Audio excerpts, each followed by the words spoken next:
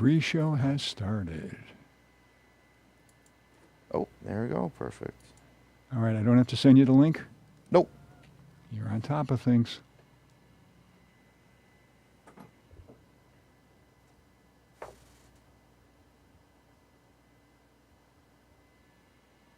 Ah, there we go. There we go. All right, so we'll go ahead and start. We ready to go? Almost. Oh. I'm glad to ask that rather than jumping into stuff. Oh, that hurts.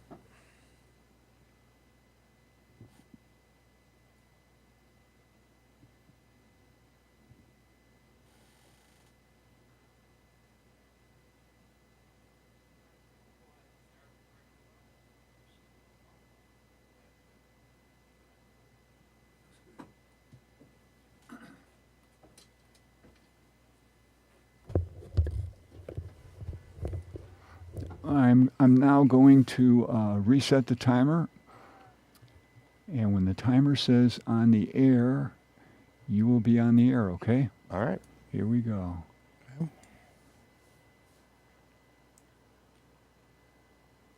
Alrighty, well, it looks like we are live. Welcome to the Progressive Talk. How are you? I'm good. Thank you. And if you don't mind introducing yourself. My name is Fred Jensen. Nice to meet you, Fred Johnson. Hello. And also, too, what do you do for a living, if you don't mind me asking? Well, I actually have 2 jobs right now. I say I'm a professor and I'm a prometric worker. Now, you know what a professor is. I'm actually one of the lower ranked professors called the adjunct. That means I get hired pretty much on a contract basis. But I've taught several different courses. I've taught in composition. I've taught in lit. I've taught public speaking, and I've also taught religion studies. Mm. And as an adjunct, you know, I'm just hired on a contract basis, and so I don't get enough money to just make it on my own, just as the professor, right? Right. So I also have a job working for Prometric, which is a test company. If you've ever gone to take a test like the SAT or the LSAT, or if you've ever had to take a test to advance your career, maybe you're an actuary, maybe you're a mechanic and you go to a special room where there's computers and they have administrators there and they do the wanding and everything. That's my other job. Oh, gotcha. I get in touch with all sorts of professions in that position. Oh, okay, that's interesting. Yeah. I'm glad that you shared that with us, and you're definitely valuable here to us for the most part today, for sure, and hopefully in the future. But with that being said, I understand what brought you here today was more so on the topic of education, and Sure. kind of more so like the curriculum of what they have in place or whatnot, and you want to just share what your thoughts are as far as what we have in place and kind of what you think what should exist and to replace what we have currently. Well, I've been thinking for a while, especially. Well, it starts. I want to start talking about like the humanities, like especially like the history and the literature departments and religion studies, and all those all those important fields that sort of tell the human story and also help us as individuals to tell our own stories. And what we've seen in the academy is what's often called siloing. And here in Western New York, we know what a silo is. Right. Right. A silo is a big tube, like cylindrical thing that holds things with it. They're talking about siloing. They're talking about everything being held in sort of a separate little area and having experts in that one little area. So in the academy, we have science and law and finances, right? And those are all going to be subdivided, right? There's going to be, under science, there's going to be physics. And physics is subdivided too into quantum physics and astronomy, right? And we're also going to have chemistry and all the different types of chemistry. We're going to have organic chemistry. We're going to have, it's like numerical chemistry. That's not what they actually call it, but it's a different kind of chemistry. And under biology, there's be all sorts of different kinds of biology. There might be cellular biology, there might be animal biology, there might be plant biology, and there's all these little different segments. And then you might get into law.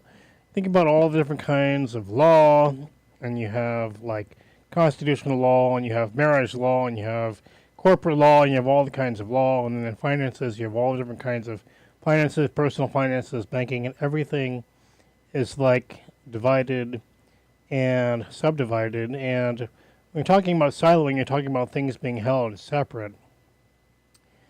And eventually, you got to ask yourself, or we should as a society been asking ourselves, well, what's going to be holding all this together? You have all these little separate units, but are we not one society? Are we not one human race? Are we not are we not all the big brain bipeds of planet Earth?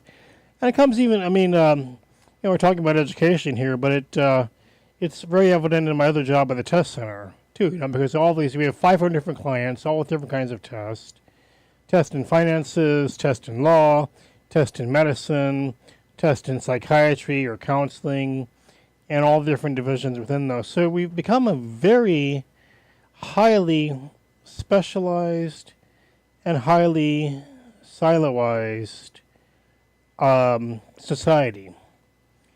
And you do have to ask yourself eventually, well, what's going to be holding it all together? And one thing that's important, I think, in all of the fields is being able to communicate, being able to write. And when I say write, I mean really express your own thoughts and your own reasoning. I'm not a fan of using AI-generated papers. In fact, as a composition teacher, I would consider that cheating.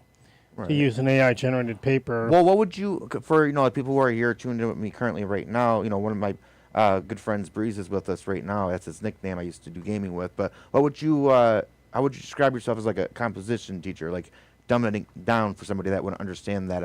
A composition teacher? Yeah. Oh, it's writing. I mean, it's like not just writing a sentence, although like writing a good, well-structured sentence is definitely a part of it. But composition means being able to look at what other writers have written and take it in and process it, take it into your own psyche and sort of turn it around and come up with something new, come up with your own thesis. Right. So asking your own questions and drawing your own conclusions. Welcome, everybody. We're talking about education here. I'm sorry, you could continue. That's okay. I tell the students, when you go to your education and just kind of more when you're in your biology class or in your history class or chemistry class, the professor is going to be like telling you, giving you a bunch of information, right? And they give you the information, or the textbook gives you the information, and then you take it into your head, and then you're supposed to be in there, right? So those professors are trying to get the information into you, and that's good and that's fine. I mean, that's part of being part of being a specialized society, right? Right. We need to build up expertise in the world, right? But in composition, it's more about getting something out of you. It's getting your own original ideas. Now, they should be ideas based on what other previous thinkers have said and argued and talked about. But ultimately, you're going to have to read something and come up with a thesis, which is your own original idea. Thesis literally means just taking a step forward. Come up with your own idea and put it out there, and tell your audience, your readers, how you came up with that thesis, what the thesis is, and how you would defend it. So putting one of your own, at least one of your own ideas out in the world and showing the world some of your own mind. Right. So you're not as passive or you shouldn't be as passive as a composition student as you might be in a different class on astronomy or history or biology or chemistry or law or any of the other professions that we might be in. Gotcha. Yeah. So I mean, like for what we got right now, currently, I guess more what I was trying to ask or get into, so to say, is like, do you find what we have currently going on in our education system, kind of more so preventing us to progress forward? Why is it kind of more so hindering other groups of ethnic individuals in this nation, so to say, or on this continent at least, from progressing our economy and just intellectual thought in itself, so to say? Well, I think that we are in need of developing. I mean, the academy has always been to a certain extent about developing the potential for people to think on their own, to be independent thinkers, to be critical thinkers, and to come up with new ideas. And but I think it's especially important now with all the different sort of specialties being formed, and within the specialty, there's just a sort of an urgency to retain what the specialty says you should retain, right?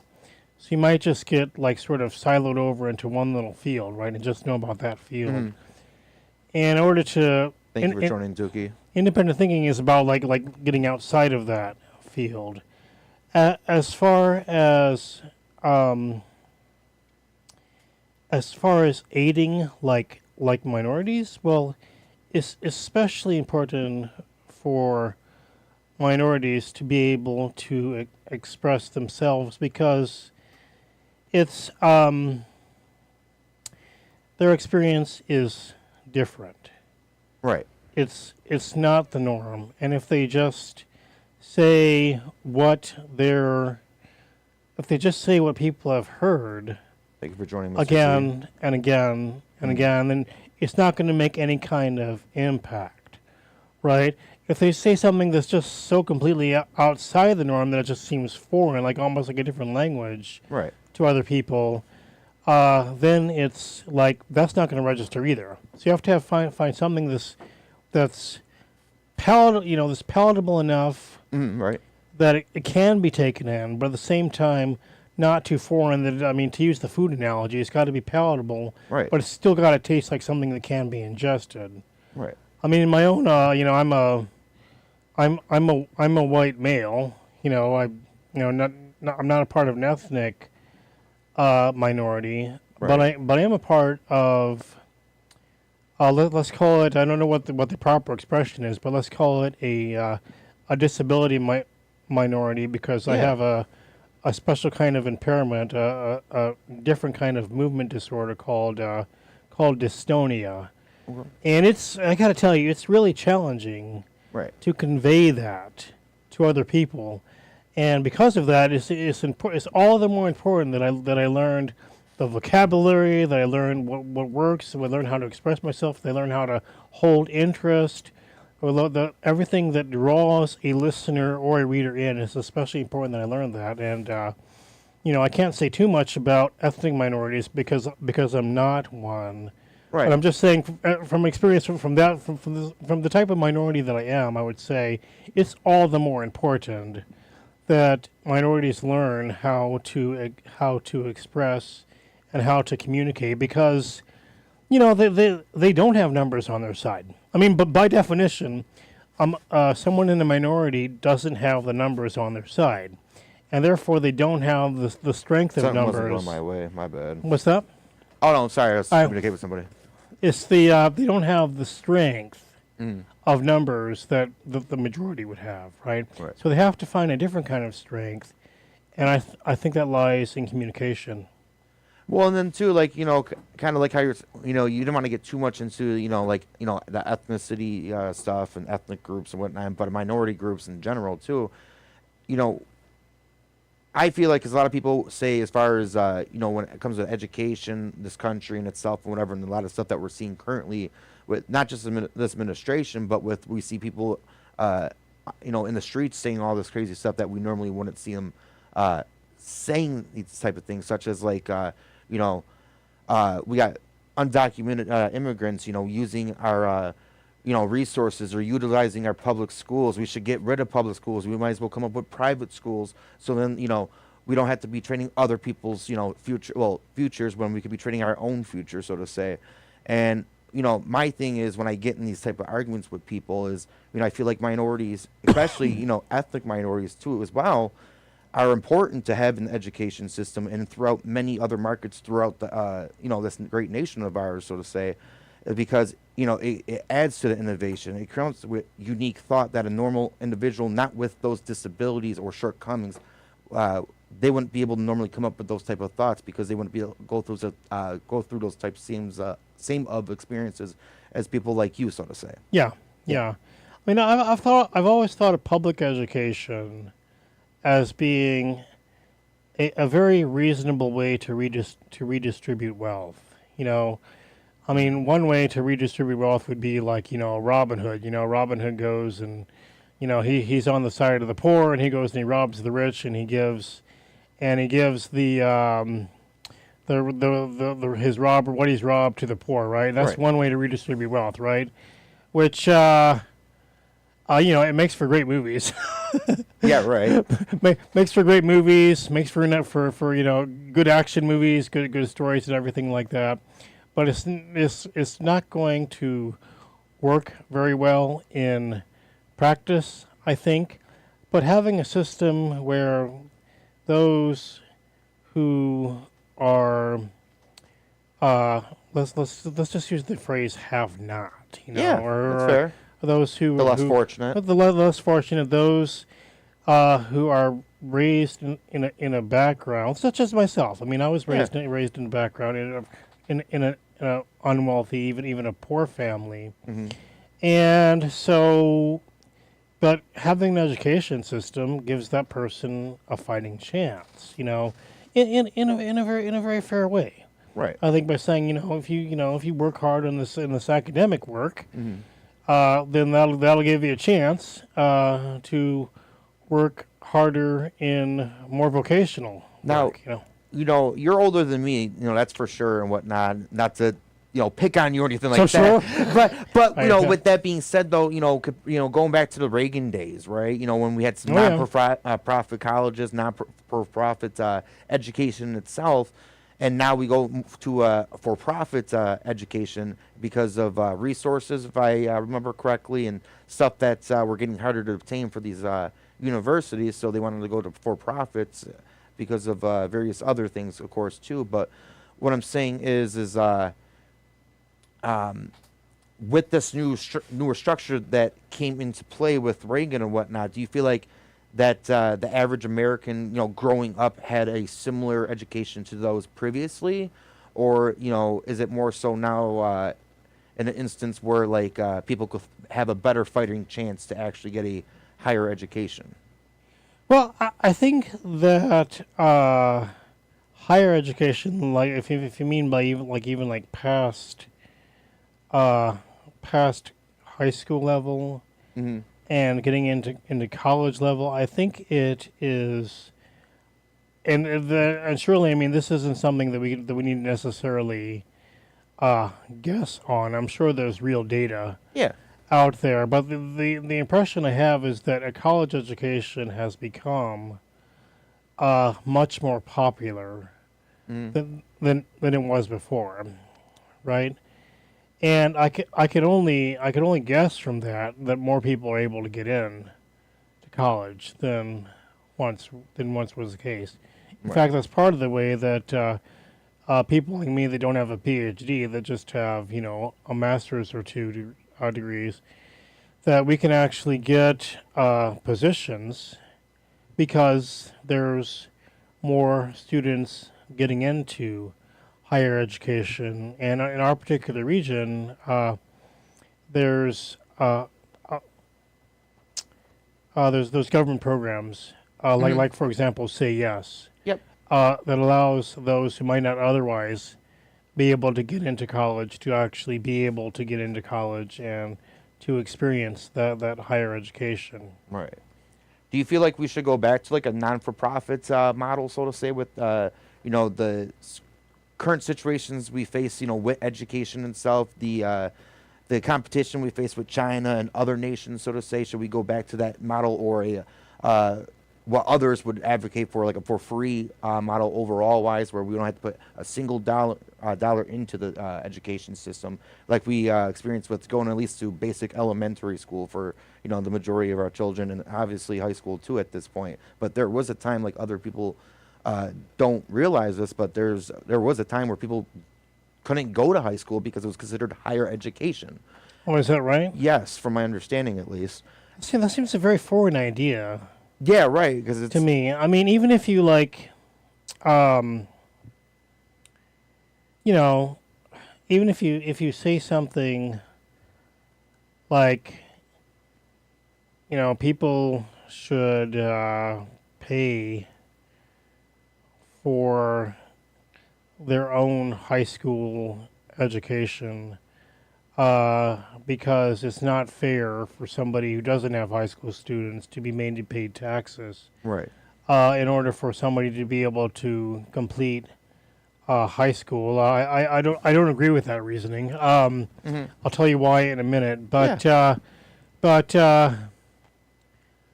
I mean, a high school has become such a prominent part of the culture Oh, of our country. okay. It's become a cultural fixture.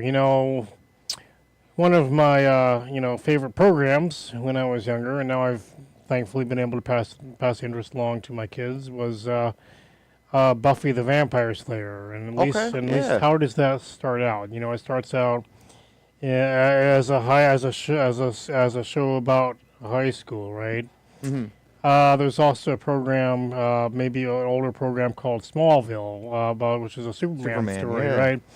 right? Which is about Superman in high school, right? And just the sort of mythos of high school has just become such an important part of our culture, with the drama and the sports and the prom and Right. the relationships between teachers and students, and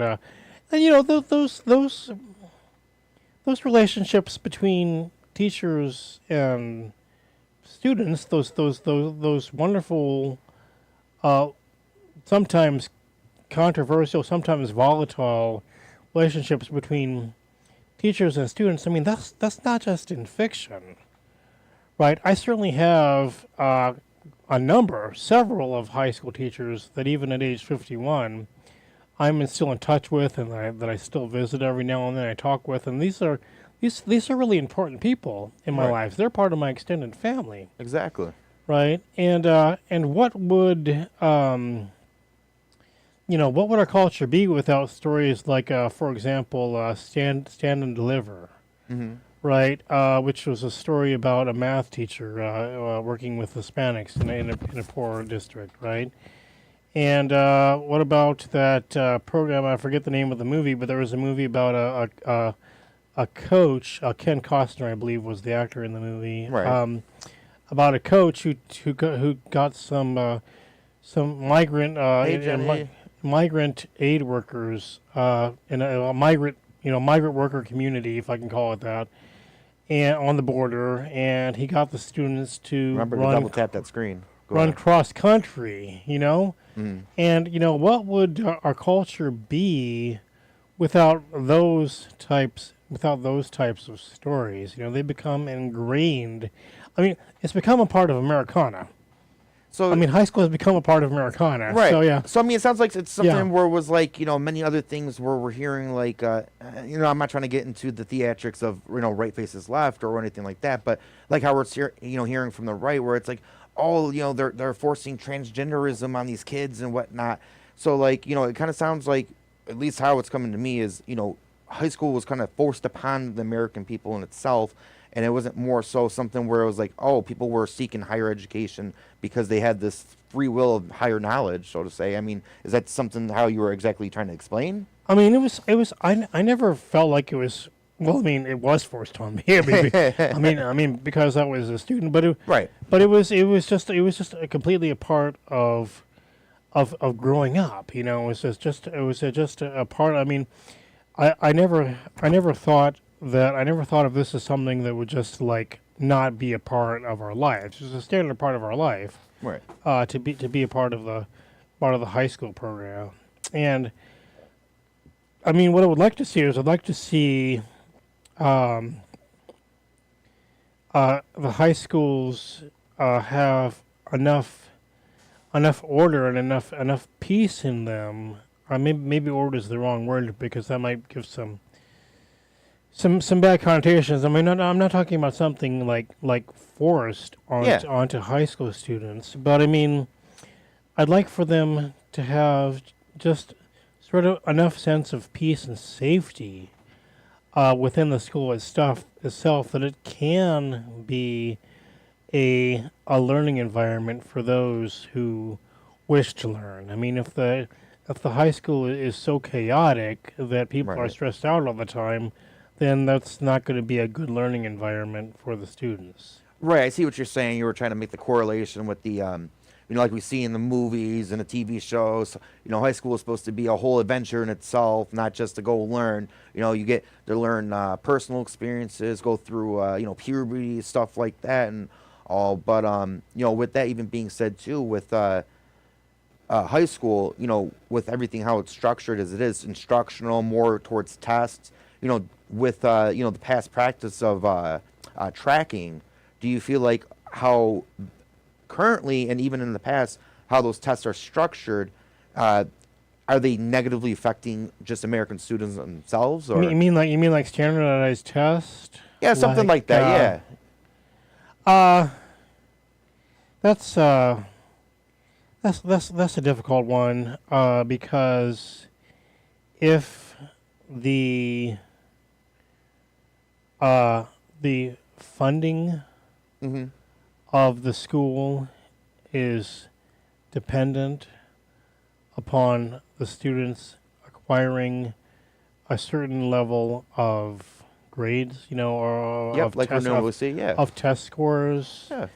then there's obviously going to be a lot of pressure within the school district itself to get the students to only teach to the test itself. So pretty much things get inflated. The children aren't truly learning anything, and it's just kind of learning just how to take this piece of paper, like the test itself, rather than really innovating a new way of learning and dynamic, kind of how, what's that new way? Oh, Common Core, basically, how Common Core is supposed to be. Yeah. Yeah, and again, I'm not an expert on this. I mean, I just know from my own experience of being in education that it's helpful to have a sort of kind of a freedom within curriculum. I mean, obviously there's things that should be taught, even in the context of composition.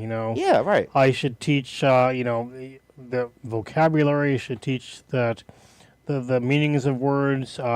You should teach that two independent clauses can be separated by a semicolon or a comma and a conjunction. Because there's certain aspects in life where that's important. If I want to be a journalist, here we are, and it's important for me to clarify that. And especially someone who takes, literal words, not me, but, if I was somebody who was reading this, and let's say I'm like, for example, some autistic people, read things for literally for what they are, and then, when they go talking with that person, oh, what do you mean you wrote it out this way? And it's like, no, how I meant it was one way, and you interpreted it a different way, so to say. Yeah.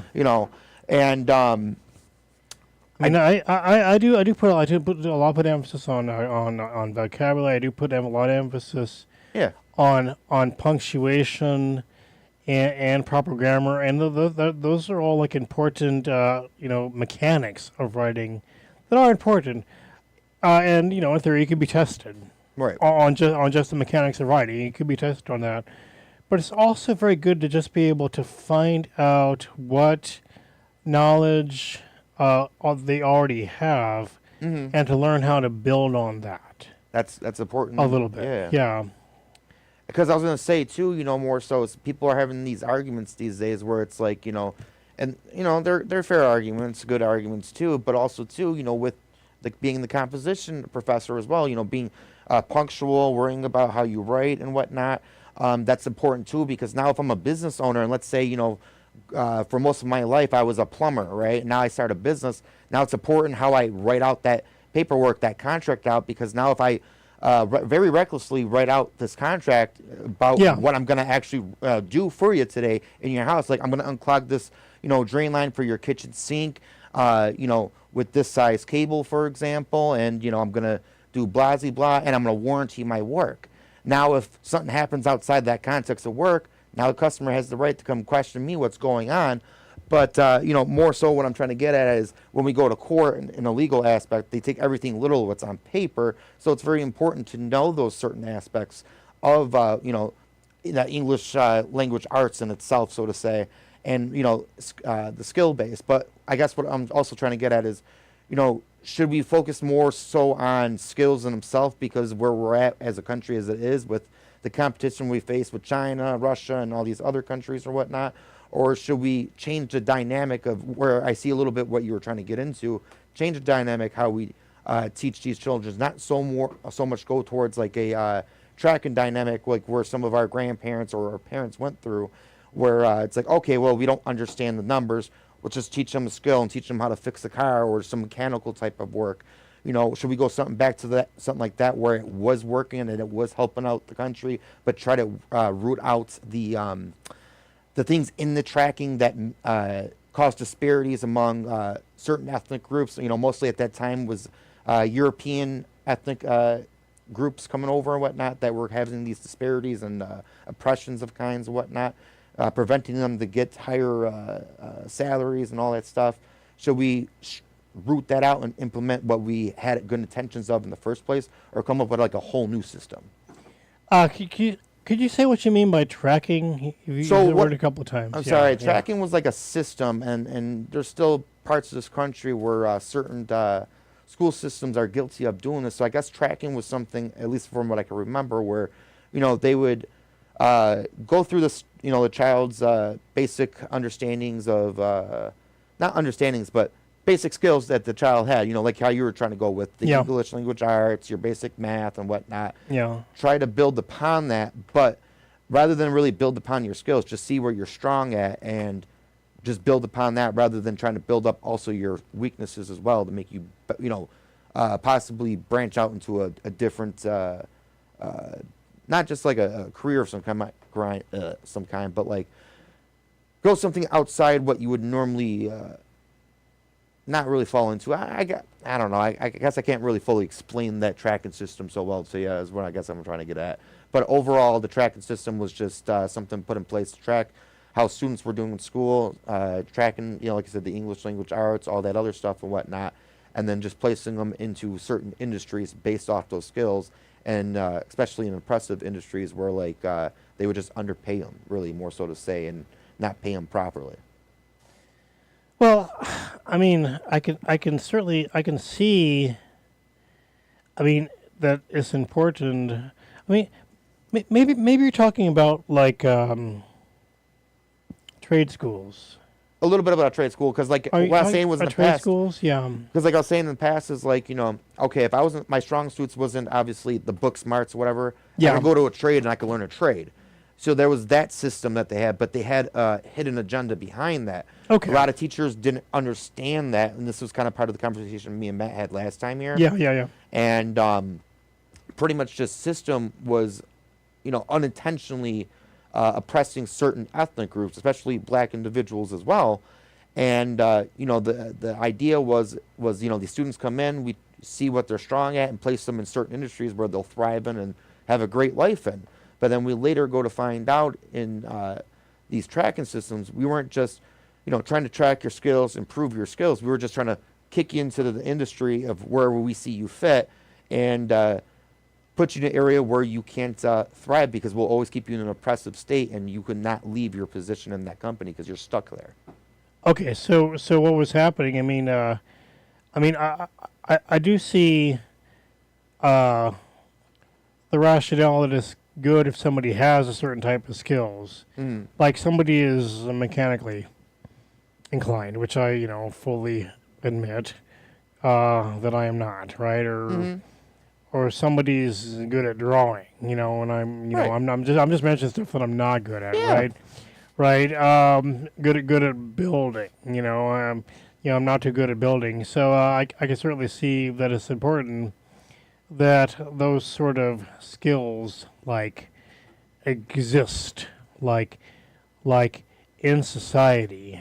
I'm not good at dancing either, right? So it's important that there be the skills be developed and that we find ways. And though, but what we don't want to do is to consciously or unconsciously direct people into certain professions based on their ethnicity, right? That's what we don't want to do.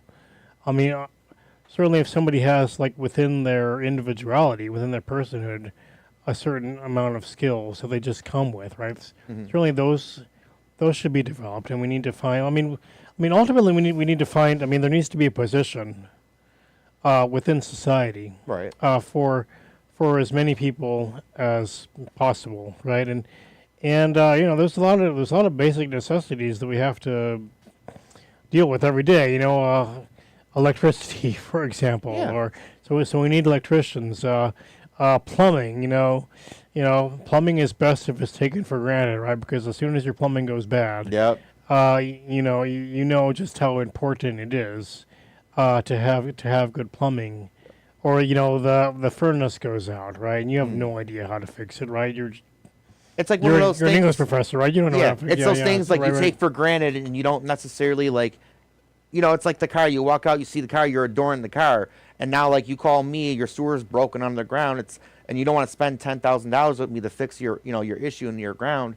But I get that because you're not looking at it. It's not a luxury item, but it keeps your house running. It keeps in other words, the shit rolling downhill. Yeah. But with that being said, you're still putting value into something, at the end of the day, and I guess really Right. more so what I was just trying to get at is it just depends how you look at it, really, I guess. Yeah, we absolutely need to have the folks that can do the sort of trades that are absolutely necessary for our day-to-day life. But I guess my response would be it's just all the more important that people learn how to communicate well and to express themselves well and have the confidence to be able to express themselves well, so they can say, that's not for me, or I don't want to do that, or yeah, that's what my father did, but that's not what I want to do, right? I've got different interests, right? On the other hand, they could say that they go the opposite direction as well. It's like, my father did that. I was in the shop with him a lot. Right. I saw him doing that. I learned a lot already. I already have a good basis of knowledge in that area. Why not just keep on developing that? Right.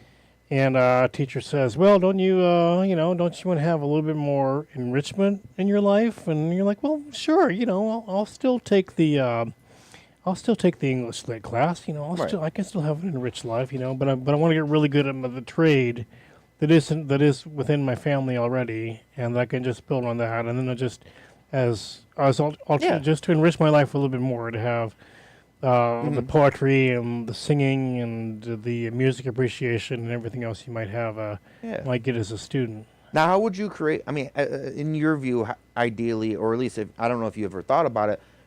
In your opinion, what type of environment can we possibly create to present these type of opportunities to American students? Well, I think I came up with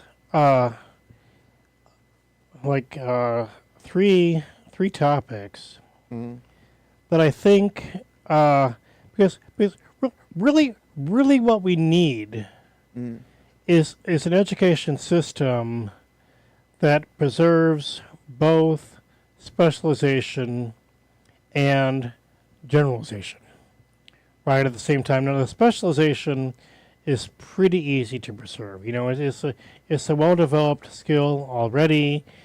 Yep. You're going to be playing with springs in the physics class. You're going to be playing with vials and chemicals. It goes into what we were talking about earlier. Right. Kind of I was trying to ask you. Yeah. So that answers that question. Yeah. So you do believe that there should be a schooling system where we should have not just the trades but like a mechanical like setting, and then also too if you're good with the numbers you have that route as well. Sure, and all those specialty fields need to have experts, well-developed experts teaching them, the good teachers, and teaching them along. But I think like more within like the humanities and like the literature schools, that's where we can start to really develop a more general sense of what it means to be human and what it means to be living in the world and what the human story has said before. So I came up with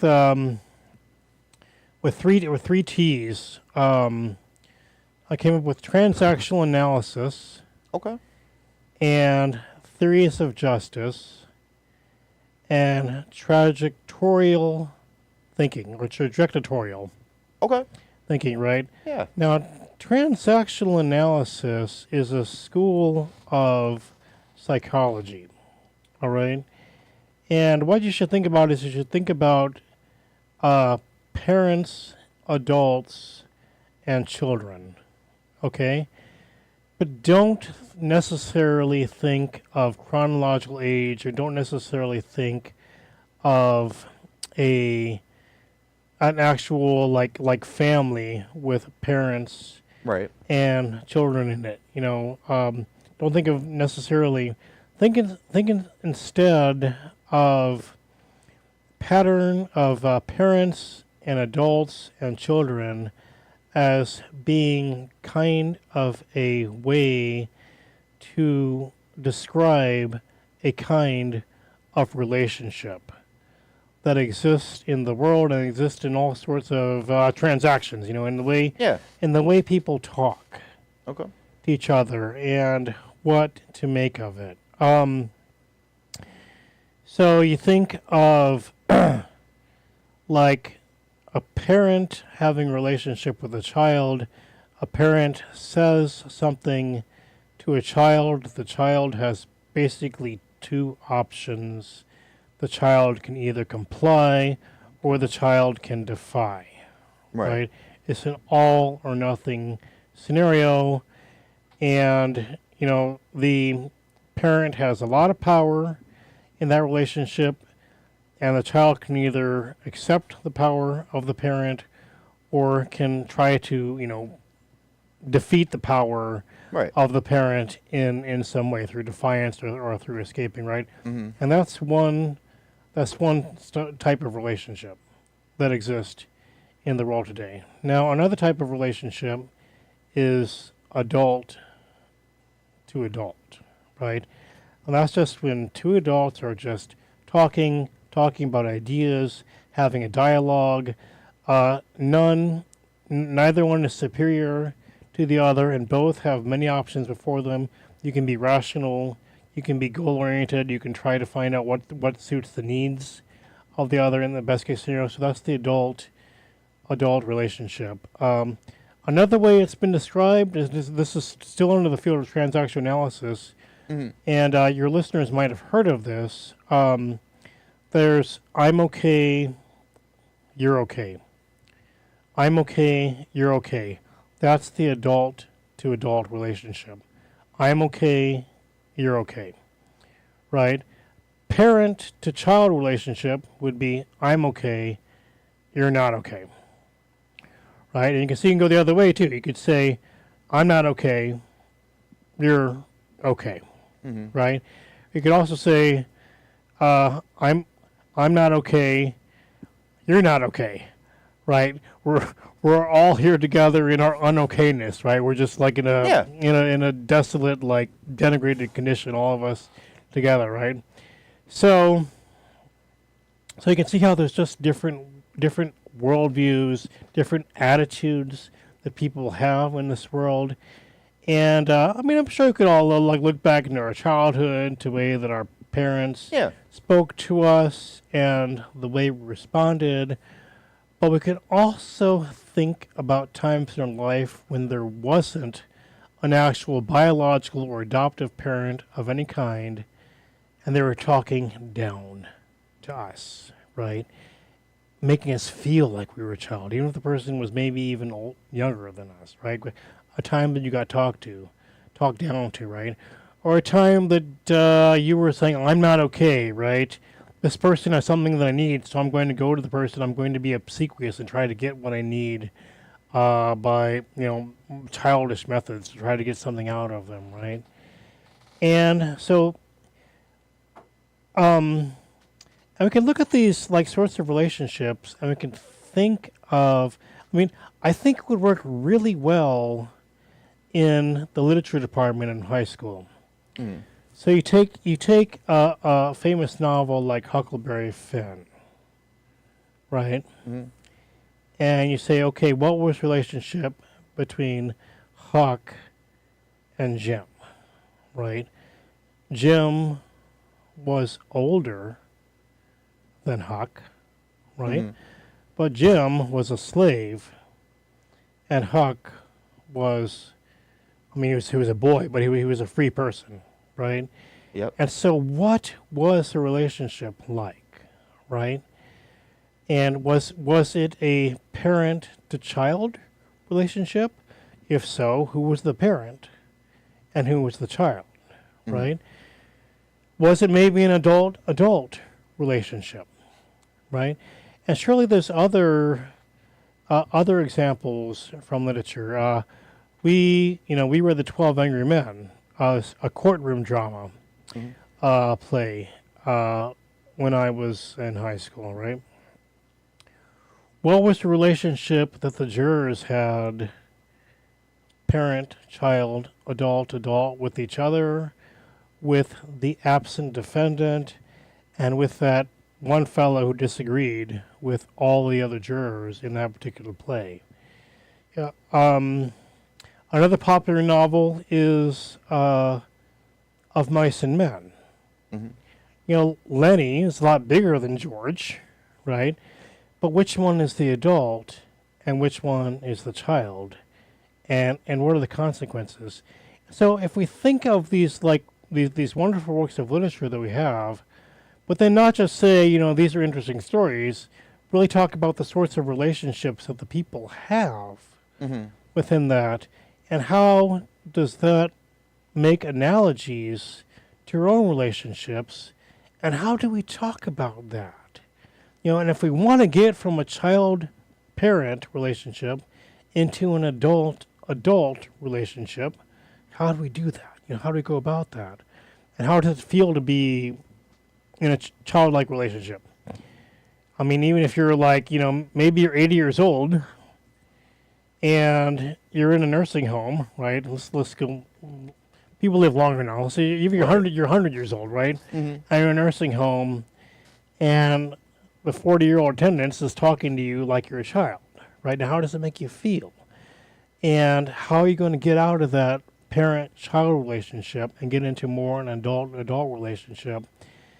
And I would say that's how we might start to get to the feeling of talk about justice as being a feeling and injustice as being a feeling. And how do we, and that, and again, I think that would be relevant in all the professions. Mhm. If you end up being a chemist and you're working for a big pharmaceutical corporation, do you feel like those above you are treating you like a child, right? And how do you get into a place where you can have a more adult relationship Right. with those who are institutionally above you, right? Because they've been there longer, or what have you, right? Because they have a PhD and you So like just the have a little. structure, the hierarchy. Right. Yeah. Right. Yeah, and how are you going to recover a sense of dignity within any profession? Within law, within finances, within And any we should kind have of- pride. Let's set Yeah. that aside too. We should have pride in what we're doing at the end of the day, and not take it as like someone thinks they're high and mighty and overinflated compared to you, so to say. Yeah. And whatnot. But also too, like I guess more, so with, making the education better and, kind of looking more things in a different aspect rather than trading it like, one person is just the almighty person of knowledge and I got to kind of stoop lower than them, so to say. So then, like, I feel like I could have a little bit of a punching bag or something like that, so to say. But more so looking at like we're co-equals and more so that it's more community-based and that one's not higher than the other. And try to create a more peaceful environment, kind of like you were talking about. So to say. Yeah. We got to start No. changing the culture of how we, present ourselves as Americans, present ourselves as students, and even as adults, just walking throughout the streets. Yeah. Now, so there's the feeling of justice, and there's also the more cognitive theories of justice, right? There's theories of justice too. Retributive justice is one theory of justice. That's an eye for an eye, right? Somebody hurts you in some way, you hurt them back in the same way, right? That's retributive, or they help you in some way, right? And you help them back in the same way. You scratch my back, I scratch yours, right? That's retributive justice. So that's a theory of justice, right? There's also restorative justice, which means restoring cooperation. Okay, this bad thing happened between two classmates or two teammates or what have you. It happened, right? How are we going to get people working together again and working on the whatever their important goals are, right? That's restorative justice. And then there's also transformative justice, which is, okay, what are the fundamental reasons why something happened? Why an injustice occurred in the first place? What are the social reasons? The economic reasons? The effects, right. What really made it happen in that way, right? So, I was at McKinley High School, working for an after school program. Yeah. Right? And it was when the shooting happened, right? I remember 'cause it was actually a few months before, close to around the same time the Tops shooting happened, the Tops market happened. But so, a student came on campus and shot another student, right? So retributive justice says, raw retributive justice says, well, that student just needs to shoot that student back again, right? Or you give the student that did the shooting. I mean, you shoot that student, right? You do the same thing to the student that was done. It's basically revenge type system, right? Restoring cooperation, which admittedly would be difficult and challenging and take a lot of work and a lot of talk and a lot of meetings, would be to get those students, to be talking together again and starting to work together, reconcile with each other, and to be teammates again with each other, right? And then the transformative justice would be to look at the underlying cause, the underlying social, economic, cultural factors that are happening within the community. Economic, social, racial. Is there systemic racism involved? Is there a lot of abandoned properties in the community? Is there a lot of weapons in the community? And that's what the teachers really. I mean, you can't you fix those right away, but you can address them. In the classroom. Right. And so there's different theories of how you work for justice. And I think, again, these sorts of theories of justice could be talked about within a structure of the humanities, within the structure of literature. Yeah. Give me an example of something that people read now in school that I might know about. Oh, jeez, yeah. So I'm just coming up. What else? What else do we read? Like a novel of any kind? Yeah, well, like Romeo and Juliet. It's Romeo and Juliet. Excellent. Yep. Excellent example. Okay. So, what? Tybalt kills Mercutio in that play, right? Right.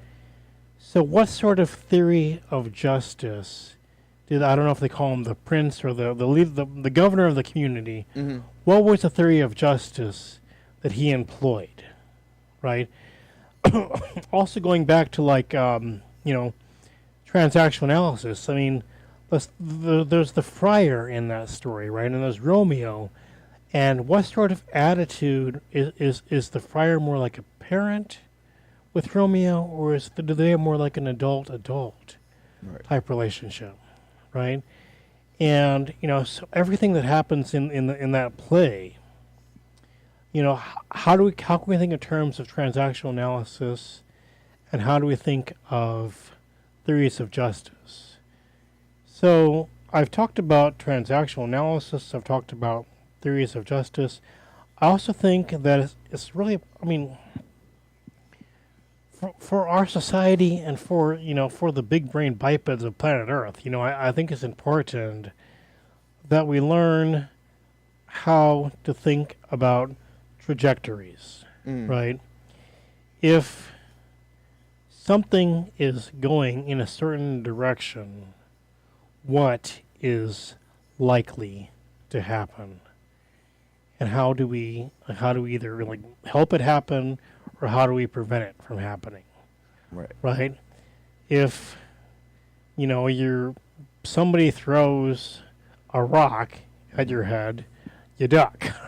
Right. Right? Because you can anticipate that rock is going to hit you in the head and it's going to hurt, right?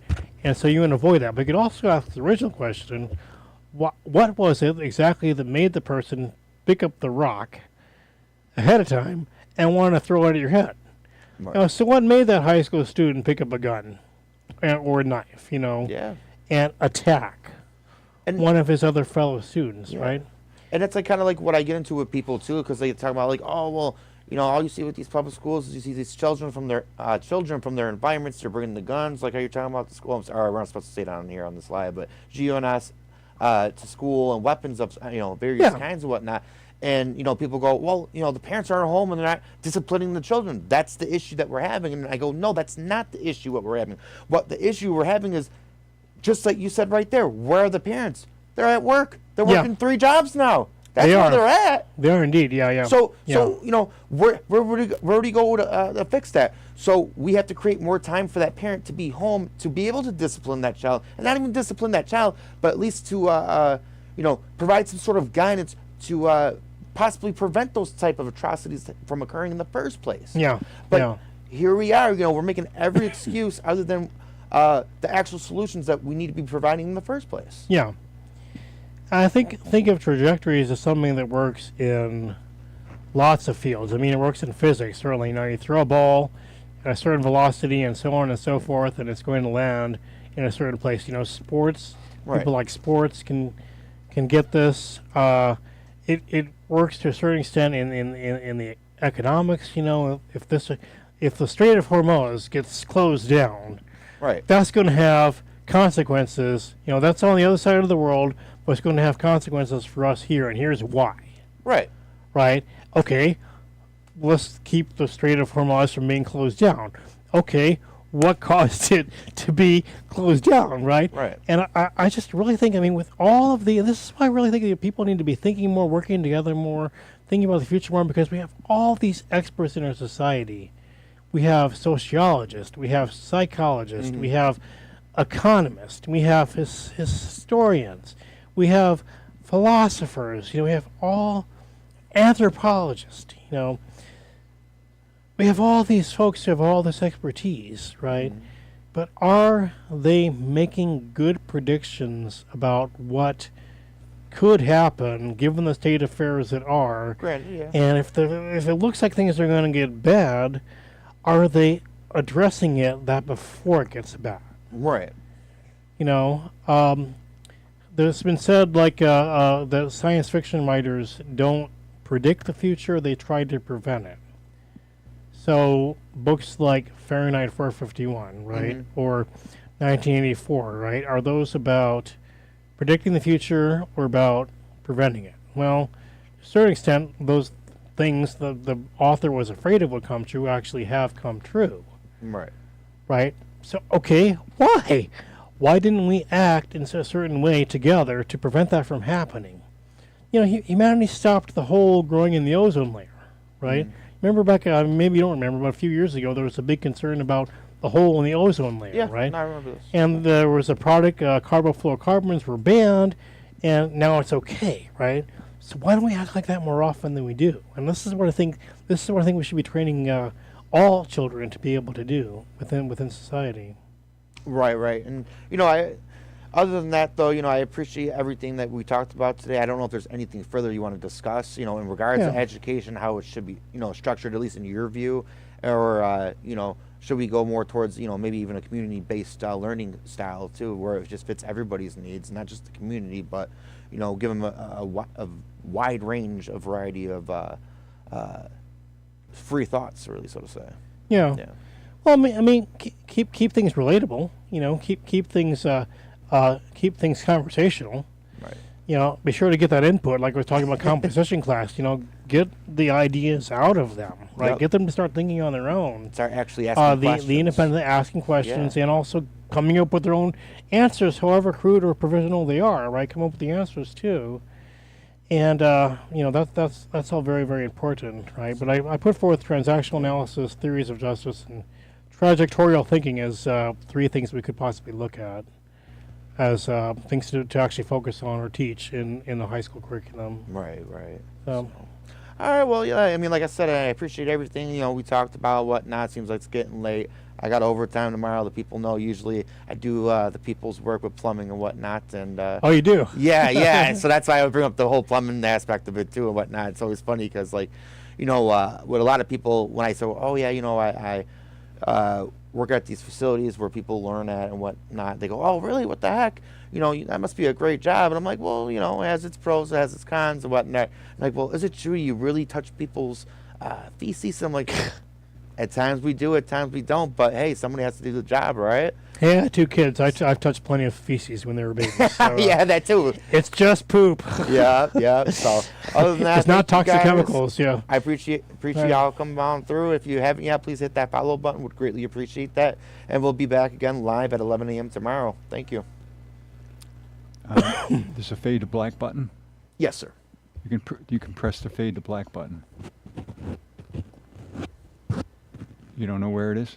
I'm sorry, the black button right here. Fade to black. Fade black.